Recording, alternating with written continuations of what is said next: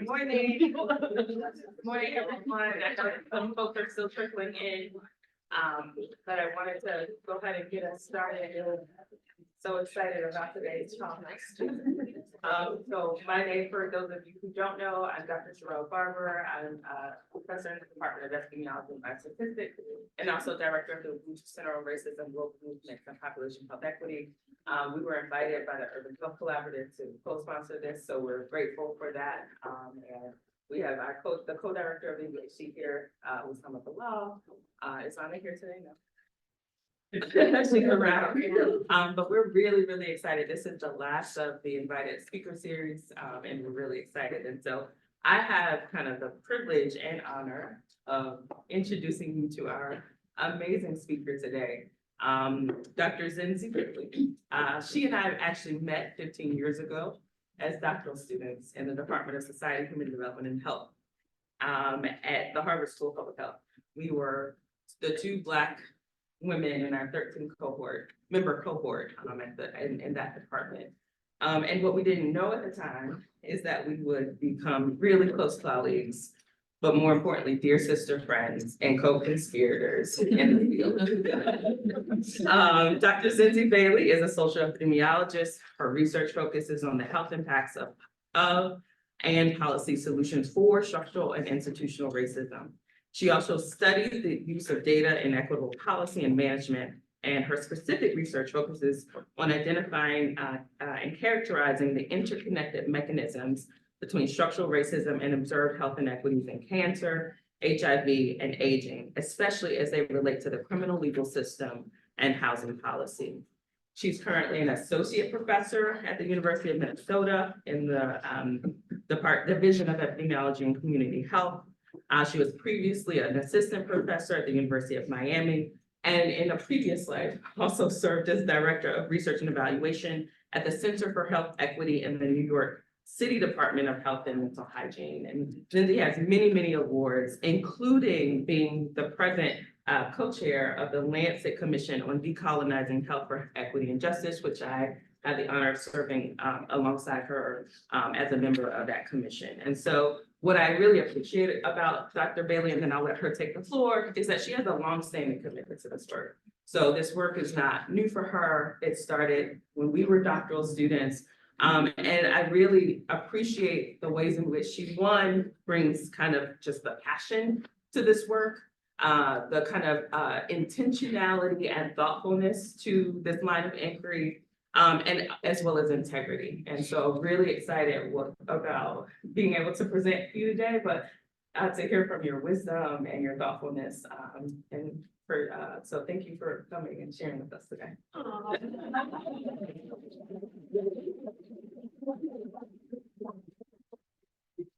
That was the best introduction. And I'm glad that it came from such a dear friend.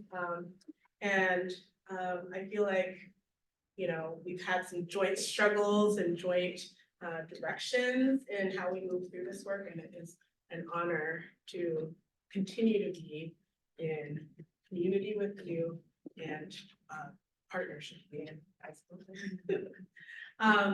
And so it is a pleasure for me to be here today. James is trying to go for the meeting. And so I would really want to thank Sherelle for that introduction. It was amazing.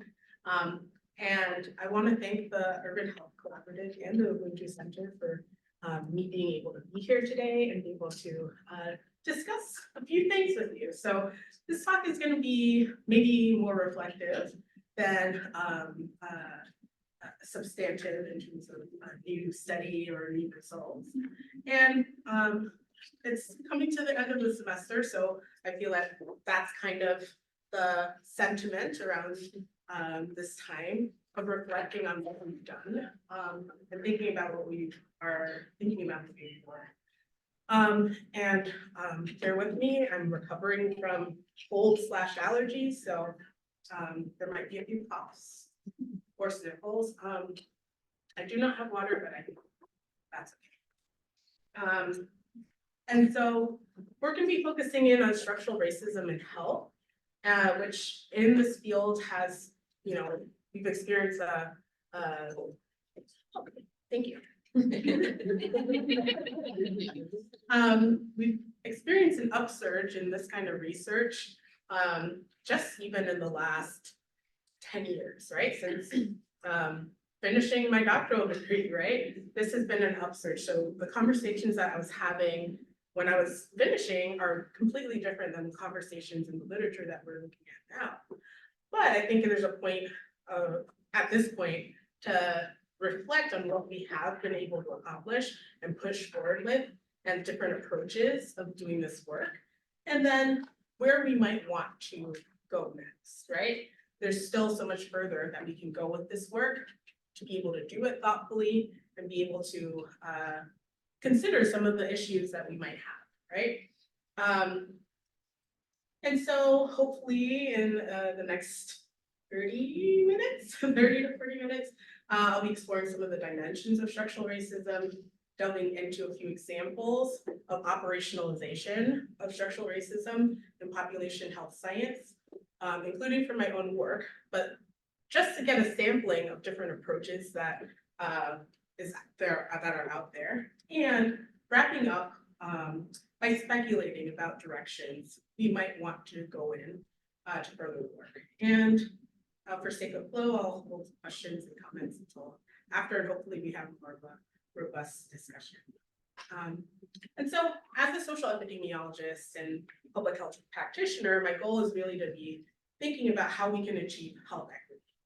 And health equity is achieved when every person has the opportunity to attain his, her, their full health potential, and no one is disadvantaged from achieving this by social position or other socially determined circumstances. So health disparities or inequities can be reflected in these differences in length of life, quality of life, rates of disease, disability, and death, severity of disease, access to treatment. But this doesn't mean that health equity is simply its inverse, right? We are thinking about something larger than just that flip of the measurement, right? So for me, health equity looks not only like equality in outcomes, but equity in the process. So interventions, thinking about what is at each point of this and what's in between. And interventions could be, to address health inequities, can be conceptualized as occurring somewhere along this kind of continuum.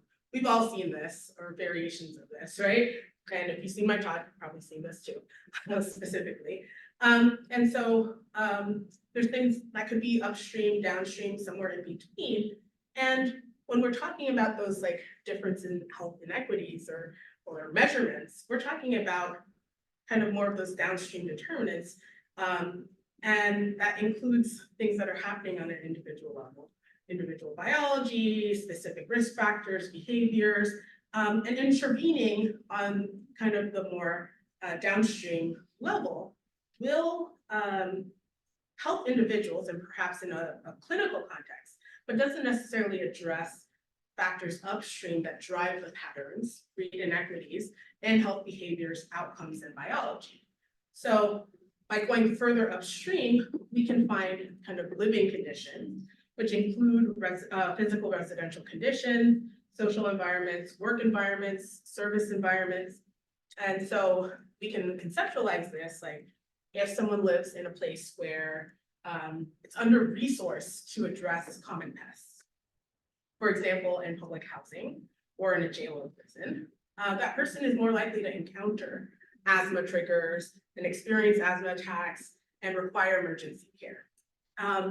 And often we call these social conditions or these living conditions the social determinants of health, right? We can intervene by remediating one home or one correctional facility, or we can increase access to health insurance, or temporarily waive copays within a correctional facility. However, this is not getting at some of the systematic reasons by which living in a correctional facility or public housing translates to poor built environment, or by which that person is incarcerated or needs public housing in the first place. And so the question is why? why are certain living conditions more prevalent among certain communities and not others? And often we see institutional inequities along, in public and private sectors, as well as in public policy, driving this distribution of these social determinants of health. And there's certain resource allocation that is really done, right? So there are decisions about resources that are made. And so resource allocations for structures and space and the absence of universal access to a living wage may be driving the living conditions within public housing or in a correctional facility. However, we have to go further upstream to the social determinants of health inequities or structural determinants of health.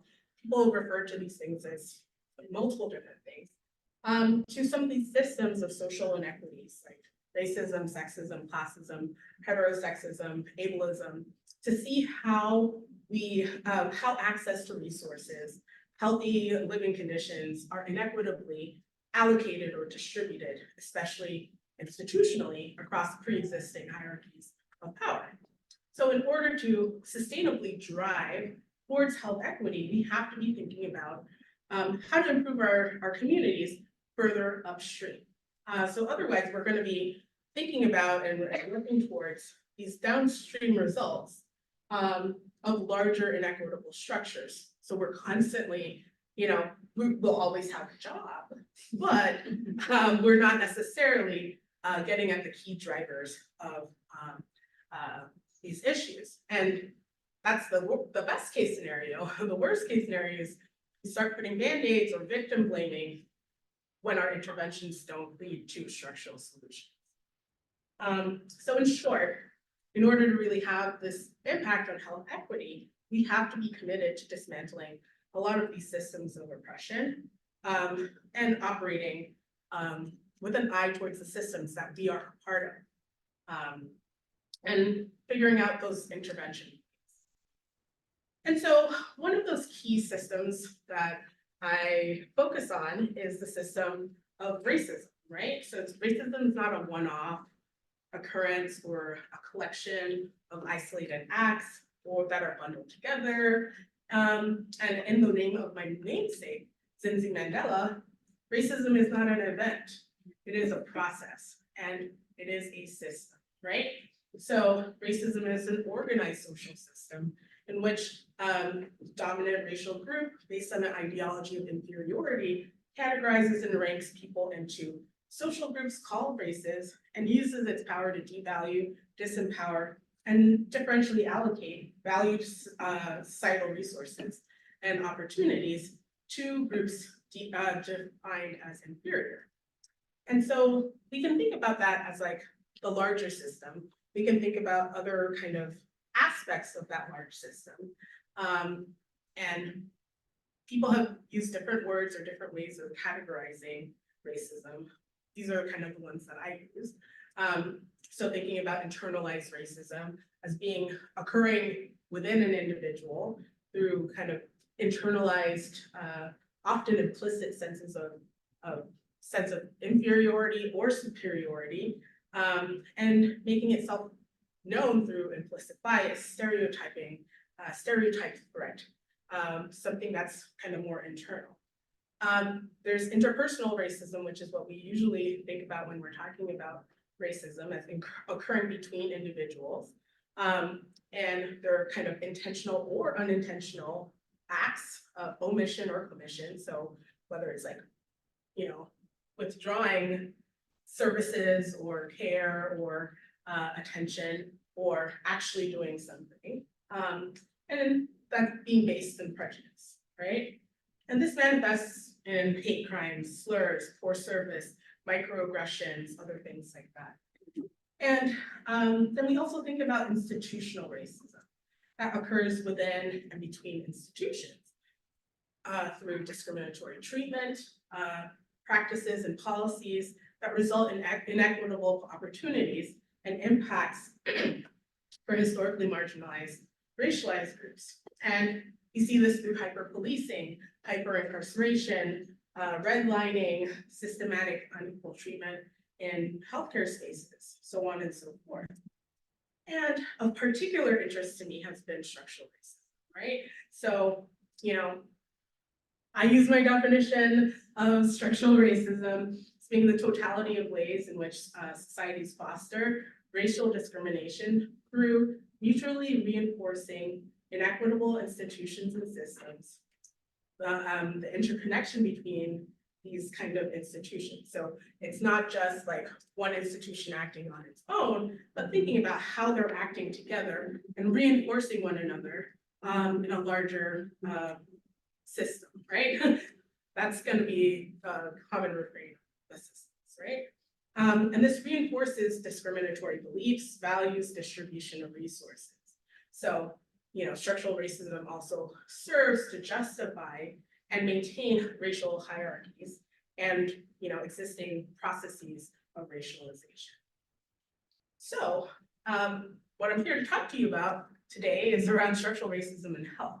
And a lot of what we've been doing is around thinking about, like, how do we capture that with research, with different avenues of work, and how do we approach that? And so the base level of empirical inquiry would be to focus on kind of like explicit considerations of variations by race and ethnicity, and or exposure to racism within a research question or intervention, and really like getting at what is happening by those things. But we could also be thinking about specifically operationalizing pathways or mechanisms of structural racism. And that might be like highlighting very key work on exposure to a particular set of policies. So for example, exposure of Jim Crow laws in relationship to cancer. Nancy and Jackie and Pam are on one paper that I am going to reference further. And this could also be, involve, kind of suggesting, avenues for action. So, part of that analysis is thinking about under Jim Crow, there were certain conditions, and then over, like taking that away is an intervention point and looking at health differences that come as a result, right? And being able to think about that mitigation, the impact on health. And then there's also ways of like measuring associated outcomes that you may think around like a latent construct of structure. So all of these things, right? All of these things will be, we could be thinking about different pathways, both direct and indirect. So thinking about specific socioeconomic deprivation, exposure to toxins and hazards, social trauma, targeted marketing of harmful commodities, or, like thinking about stress, neuroendocrine pathways, health harming coping behaviors, so on and so forth. However, I think what we don't discuss as much is also thinking about the global nature of the processes of racialization and the inefficiencies of those policies, right? Especially as we go into colorblind policies.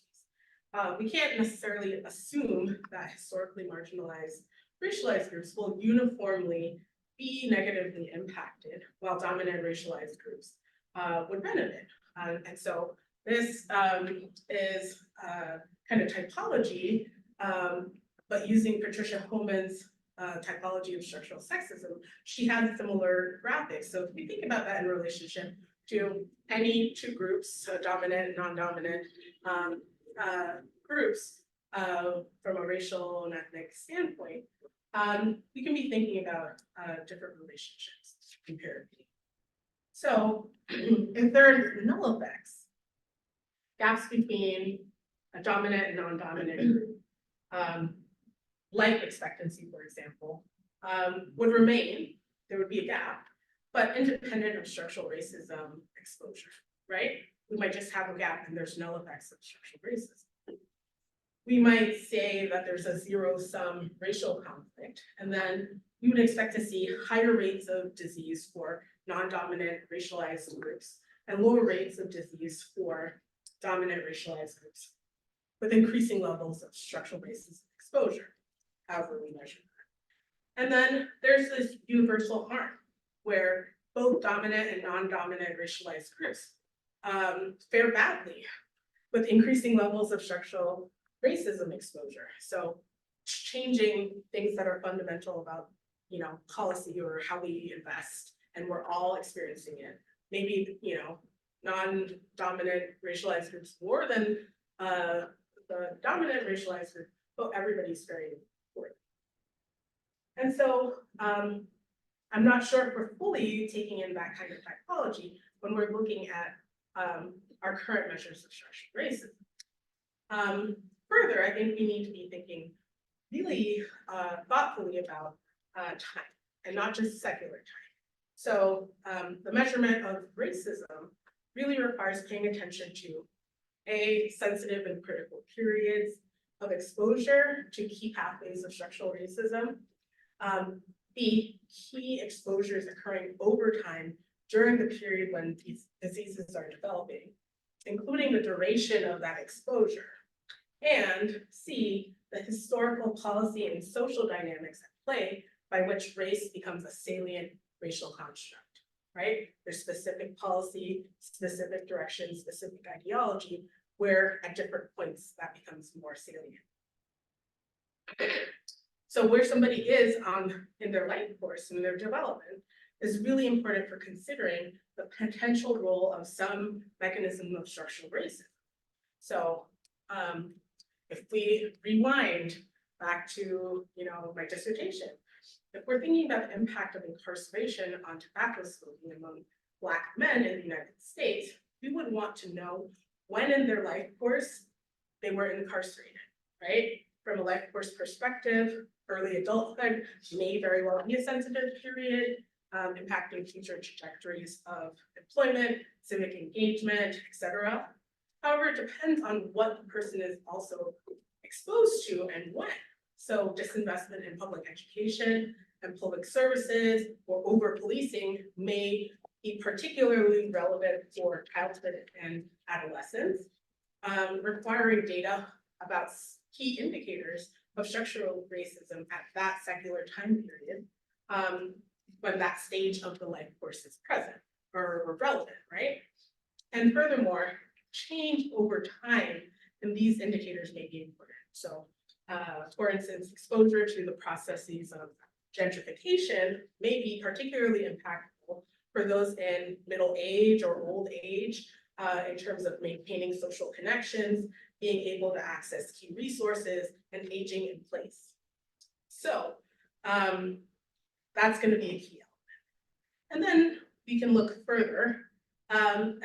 Living in a segregated and disinvested neighborhood, given the context of the war on drugs, the Anti-Drug Abuse Act, and the 1994 crime bill, so on and so forth, and, you know, things in the ... It interacts with the passage of time and the stage and the life course. So essentially, we have to be thinking about what the timing, right? And so as we think about this, so like those considerations, how do we capture that in the research, right? And I very much come from a public health critical race praxis, where I think we're not going to fully capture all of the components of this, but we can move towards as much as we can, and to be building on the research and building on the work to get towards more structural action. And so I'm going to delve into like some of the common approaches that we have delved into in order to try to tackle this thing called structural racism, especially as it relates to health. So one approach is really measuring policies associated with structural racism. And, you know, some of the important work has been backwards facing, really focused on historical periods like Jim Crow, redlining, capturing impacts, and legacies of these historical processes in relationship to health, right? So it's capturing a particular time point. It's getting at a precise kind of measure of how that's happening. And it's covering, like, you know, Jim Crow, for example, covered a lot of different policies or different sectors of action, right? So we have this paper, right, like thinking about Jim Crow as a form of legal racial discrimination practiced by 21 US states and the District of Columbia post-Reconstruction until it was ostensibly outlawed in 1964 with the passage of the Civil Rights Act. And we can look at that in relationship, well, at least in this paper, in relationship to estrogen receptor negative breast cancer. So the authors, one of which is in the room, utilizes your cancer registry data, reporting the birthplace of women and classify the birthplaces being within a Jim Crow state or territory, and using a case-only study design, thinking about what is the impact here, right? So using that as a looking at the Civil Rights Act as kind of a point, right? And so being born in a Jim Crow state is associated with increased odds of estrogen receptor negative breast cancer, only among Black but not non-Hispanic white women, but the strongest effect for those born before 1960, right? So thinking about it that kind of way. Others have also gone into kind of this idea of redlining, right? And delving into segregation and thinking about it as, yes, something that's occurring in housing sector, but it's not just the housing sector. It sets the stage for colorblind distribution of resources over time, so that there's systematic disinvestment in, particular neighborhoods and, investment in others, right? So it becomes more than just being in one sector, right? And that being a key component. And, has been associated with a number of different elements. So historical redlining being related to current neighborhood characteristics, as well as poor mental health, poor physical health, a range of outcomes, and lower life expectancy to this day. So there have been studies, for example, using the homeowners loan corporation maps that were created that essentially patterned cities across, or different areas, residential areas across the country in terms of investment or disinvestment based on, the composition of particular areas and the characteristics of those neighborhoods. So necessarily segmenting, segregating folks and providing investments for more affluent areas that were not infiltrated by certain groups, right? And they use particularly that language, right? In this particular analysis, I brought I'm calling attention to because it's looking at residing in a previously redlined neighborhood, but also taking into account current conditions or current characteristics of the neighborhood, right? So bringing both of those things into mind in terms of segregation and current resources, where they're able to find that residing in a previously redlined neighborhood imposed an elevated risk of late-stage diagnosis, even for residents of areas with a higher proportion of people with present-day racial and economic privilege. However, the best, historical whole grade areas was not protected for residents of neighborhoods without such, without such current privilege. So there's some interactions because things happen over time, right? So we're starting to point at there's things, we can't just look backwards. We have to be thinking about what's happening over time. And so even more work has been done based on, beyond just the Hulk maps and redlining into some of the segregation, right? So thinking about utilizing some of the work that has been done or developed by Massey and Denton over time, and experimentation with those kinds of variables or those kinds of calculations and indices. So there's different dimensions and measures of segregation, including evenness and clustering, exposure, concentration, centralization. And one of the, people have used a lot is the dissimilarity index, but then also the index of concentration of extremes.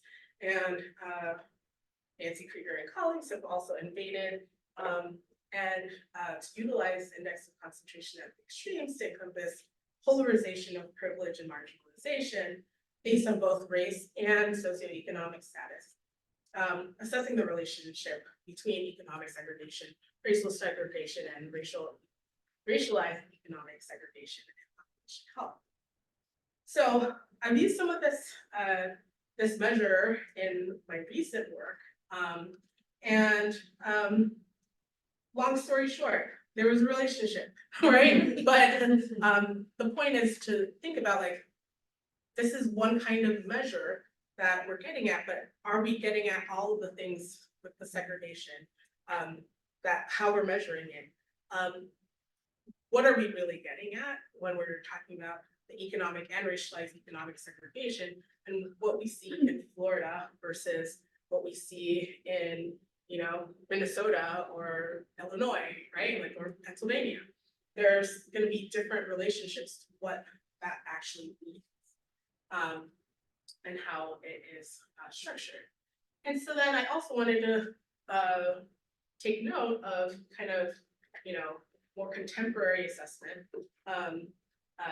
of laws, and thinking about what laws we're actually enacting, like, right now, right? Which we don't have to look all the way back to Jim Crow or,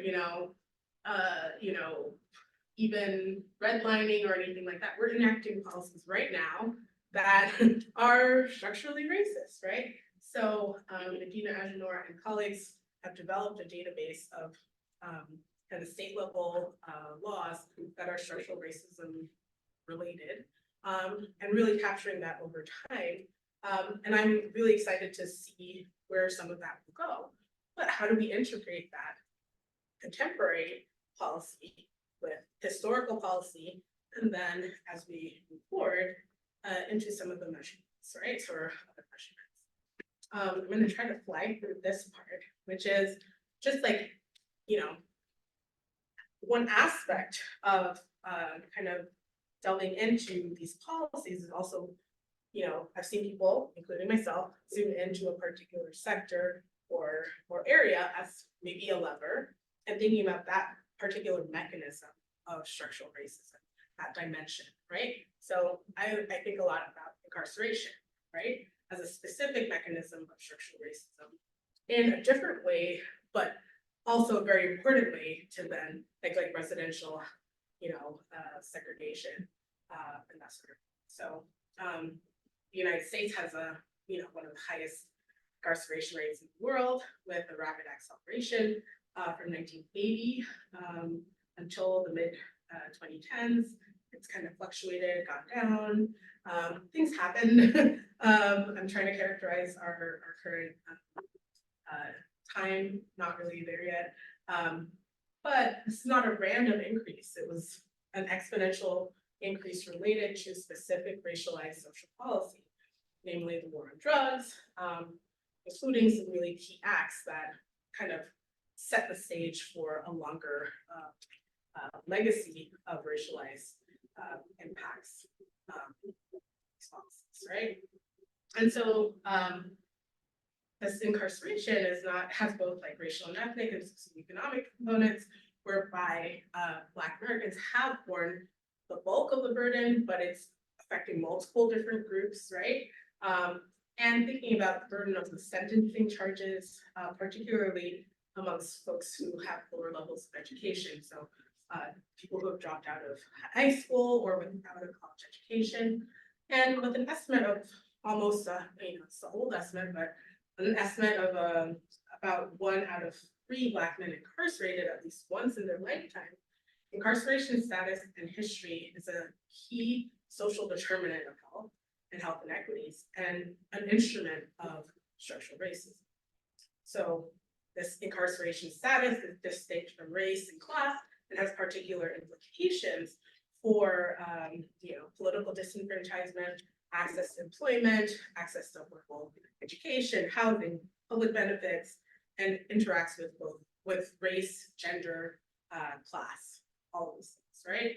So we're talking about something that's really intense. So in my dissertation, I was looking at that in relationship to tobacco use. So thinking about tobacco being an integral part of prison culture, especially before, but still now, and serving as a stress reliever, currency, means of social interaction.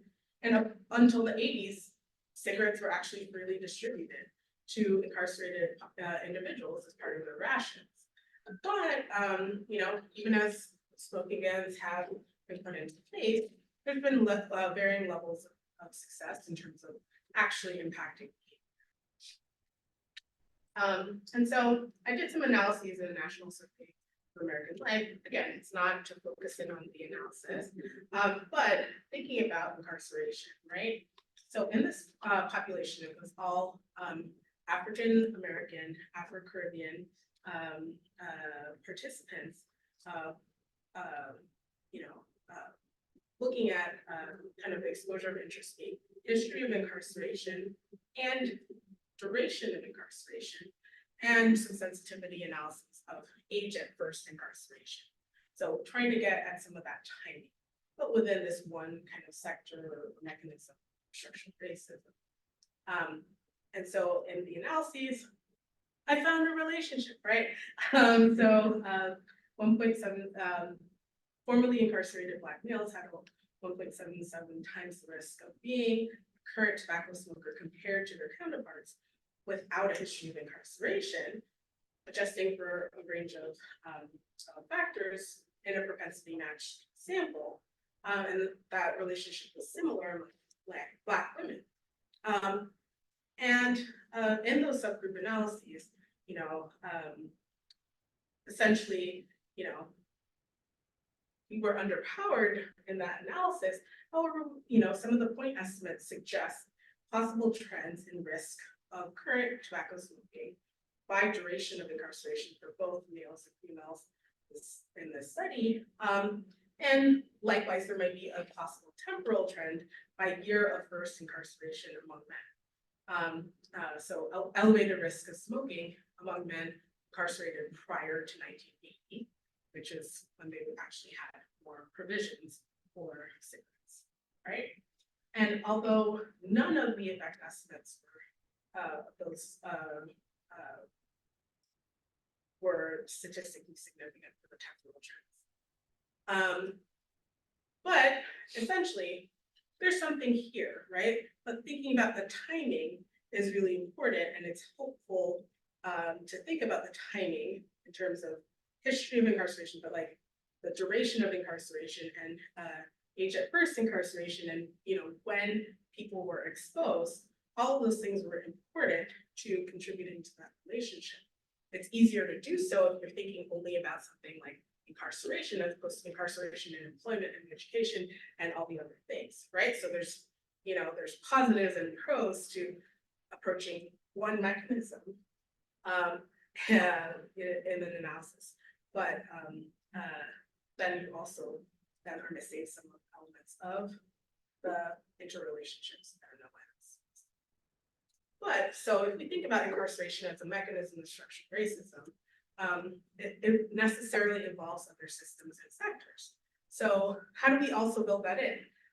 So if we think about structurally racist policy, like those supporting hyper-incarceration, hyper-policing, it has had an impact on the lives of individuals and communities. And so I tried to go through this image developed by Anusha Bable from my 2017 Lancet paper, and it seeks to depict graphically the mutually reinforcing inequitable systems operating within a society in structural racism, but from the standpoint starting with incarceration, right? And so by following some of the arrows, you can see some of the pathways by which in this country you can suffer from a felony conviction for the rest of your life, right? So you can talk about a felony conviction fundamentally impacting the type of job you can get in the United States. It impacts what jobs you have access to, how you might be compensated, what level of job growth you might have. So this is longstanding kind of trajectories. It also, we tie our healthcare to our jobs in this country, unlike a lot of other places. So that felony conviction, you couldn't impact your ability to access healthcare, quality of healthcare you receive. You might be still carrying along the legacy of, you know, what happened healthcare wise while you were incarcerated, all of these other things, right?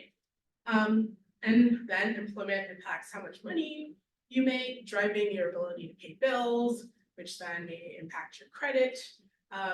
But then your employment income and credit impacts where you can rent or even live, if you're able to buy a house, any of those things. So your kind of housing stability.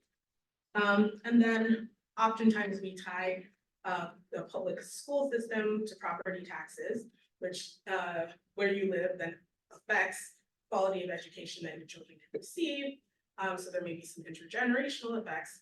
There's some like modifications to how those property taxes are now provided, but I think it varies by state how effective those are at offsetting the ingrained structural inequity. And then, criminal legal system involvement impacts your ability to access the safety net, social safety net, or what's left of it, and not depicted in this graph, or the graphic, but important right now is thinking about felony conviction and how that affects your ability to vote, be civically engaged, which then, so from a place like Florida, where, legally, we put in a provision for folks to be able to vote. From a legislative standpoint, there are all these barriers put in place so that that makes it ineffective, right? So preventing that ability to vote or not wanting to risk being rearrested for exercising the right to vote. So in essence, thinking about simple analysis of incarceration, even with the duration and time and focusing in on those things, we miss these dynamics at play, right? Especially when we're trying to understand how structural racism operates. So, we could be thinking more about the interrelationships, right? And so then I'm gonna try to zoom through this and try to get to we then have other ways of trying to measure this thing, structural racism, and try to get at the interrelationships, like developing these like multi-dimensional outcome-based measures of structural racism, right? And so a lot of folks have started to look more directly at these multi-dimensional measures, and initial measures focused on relative proportions of Blacks and whites across different domains, right? So thinking about in this Mukachko et al. Paper, thinking about, or in general work, thinking about voter registration. So comparing the proportion of Black residents registered to vote to the proportion of white residents registered to vote. Voting records, election to state legislature, employment, education, incarceration, felony disenfranchisement, and death sentences, organized into categories of political participation, employment and job status, educational attainment, and judicial treatment. And we found that, like people living in states with higher levels of structural racism are more likely to suffer from a myocardial infarction, while non-Hispanic white folks living in the same states had a null or lower likelihood of suffering a past year myocardial infarction compared to their counterparts in less structural racist states. So there's some of that measure. So Wallace et al. Found similar relationships, but with slightly different variations and variables, with relationship to infant mortality rates.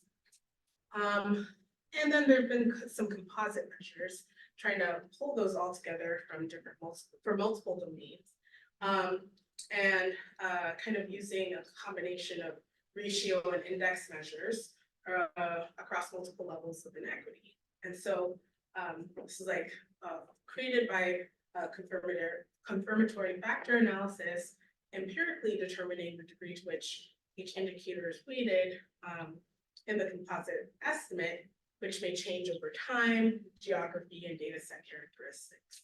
So it's kind of an empirically driven composite measure.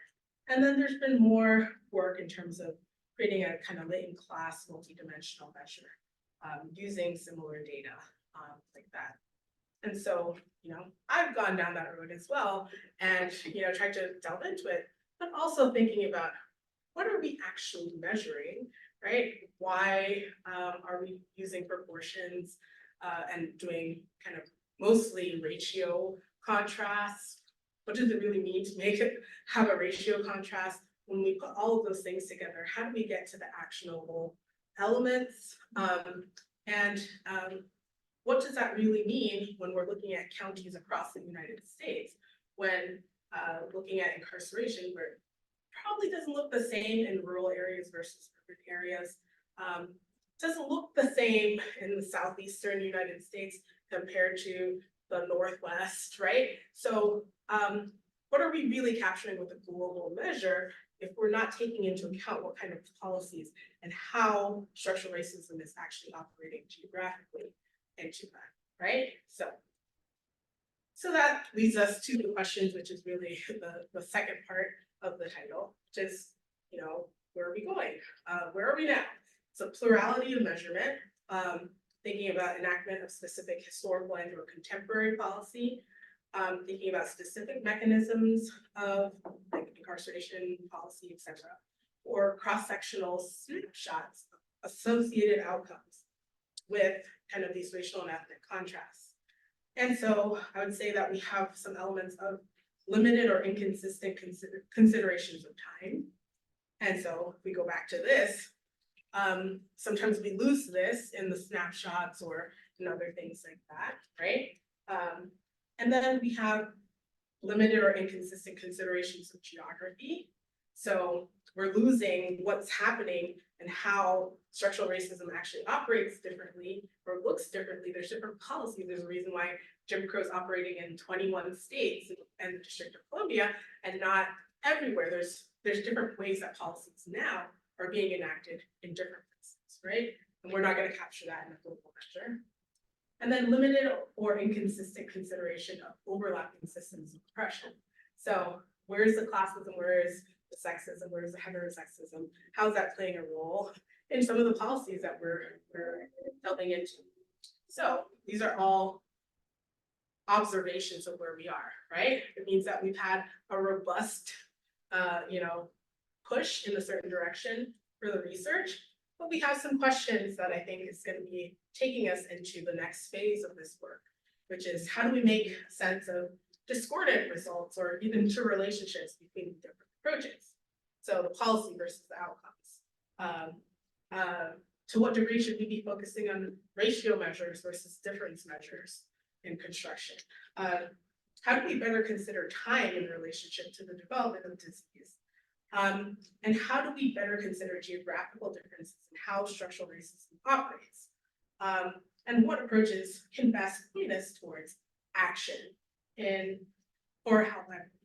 And I think that is kind of the underlying direction that I'm in, where I'm, to be honest, figuring out what research or work is actually going to be most helpful towards directing action, right? So what is the consideration that we need to be delving into to lead to or leverage for particular action and mobilization for movement or other actions? So that is where I am. So in that sense, I hope something in this talk inspired you to do something differently or take something on or figure out how we actually consider time in all of these analyses. And with that, I will stop talking. Thank you.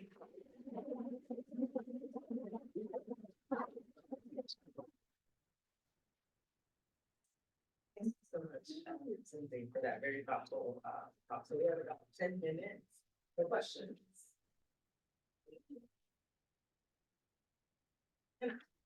Hi, thank you, Zinzi. That was fantastic.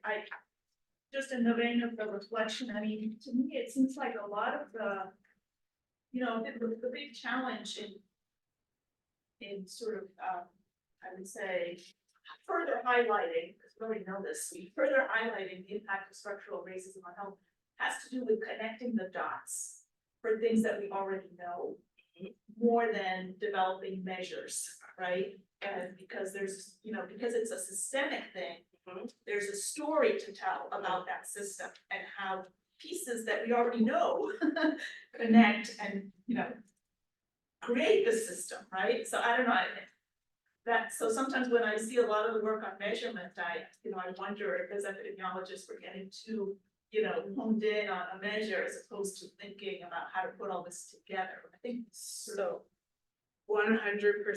So I think that it's given me pause. There's papers that I've like paused on. Because I think there is a lot out there and it is about connecting the dots. And I think there is a lot more work on narrative in other places, politically driven places. And I think we do not spend enough time, which as an epidemiologist, I'm like, okay, I need to develop another skill set, or I need to partner with people who have that skill set for effective narrative. I think that one consideration that I've had is, who do I want to talk to? So I think there's a couple avenues where we could be thinking, oh, we need to talk to the decision makers, right? Policymakers, blah, blah, blah. And I think there's a certain avenue of work that we could be doing in that direction. However, I think conceptually, I am moving more in the direction of what would help arm or provide tools for people who are in movement, who can more directly or engage with political structures that are actually producing some of this. So the narrative work would be for a different set of people. So I think less op-eds and more thinking about how we get into video, film, or even just like, I don't know what else, right? Like there's other ways of communicating. I think art, things that I, shoved down when I went to school. But like, I think that that's gonna be a lot, that's gonna be necessary. And Sherelle and I had the opportunity to go to Montgomery, Alabama, and go to see the mothers of gynecology. And like, just, there's something about seeing the structures that Michelle Browder has elaborately constructed that puts everything into focus in ways and brings things together and connects the dots in ways that sometimes our papers can never do. And in a moment, you see something and she starts explaining, or you're engaged in something that brings more of those connections together. And I would say also going to the Legacy Museum there from Equal Justice Initiative, where it put a lot of historical elements together, from slavery to incarceration to, a range of different things, right? So like being able to make those connections in a way that I think it was helpful for every academic who went on that trip, and in a way that was more effective than a paper. Any other questions? We've got like 5 minutes. There's a question in the chat from Dr. Shiriki Kumajinka, who's asking, might AI approaches be useful in facilitating consideration of the many little historical, regional, and other factors that need consideration? Number one, hi Shiriki. Number two, I am always very nervous about AI because it takes in a lot of our pre-existing prejudices and biases and then makes them like that much more real and like with a lot of power. So I am nervous, but I think we're at the point where we cannot avoid it. But I wonder, but I'm not, I'm still nervous about it. There may be ways of computing, and being able to assess and use some of the databases with a lot of the laws that we already have in place, or like we've assessed. I'm not sure, but it is possible with caution. Any other questions? There is, Lonnie has her hand up. Lonnie, do you want to ask your question? From the- Yeah, sure. Thank you, Usama. Thanks, Zinzi. It was an amazing reflection, amazing presentation. The question I have for you, or just thoughts that you might have around when we do get to this point where we're satisfied and how we're operationalizing structural racism, because I don't feel like we're there yet.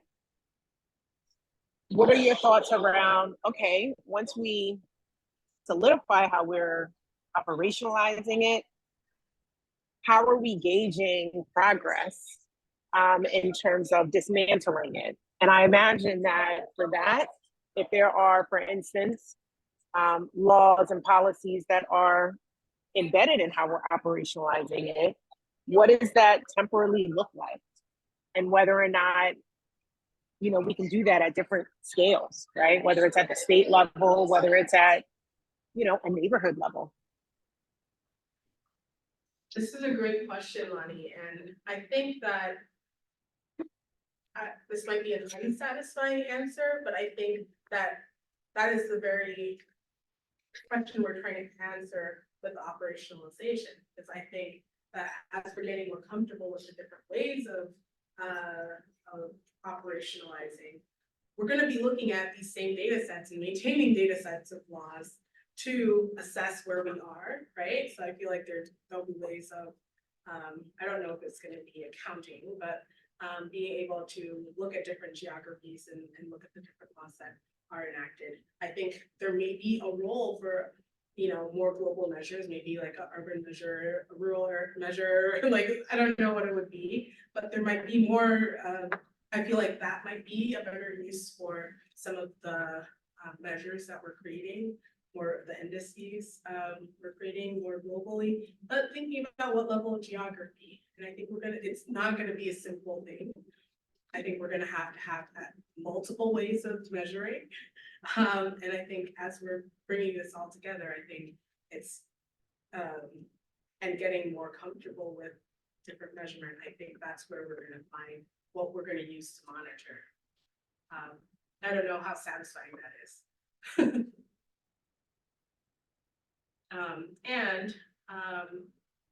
I think in addition, I think we're gonna, I feel like these measures are gonna be insufficient in a lot of ways.